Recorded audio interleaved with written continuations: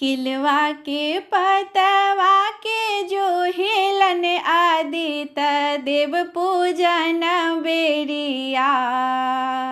किलवा के पतवा के जो हेलन आदित्य मल पूजन बेरिया।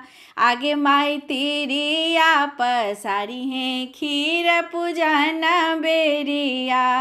आगे माई तिरिया पसारी हैं खीर पूजन बेरिया। किलवा के पतवा के जो हेलन आदित्य देव पूजन बेरिया।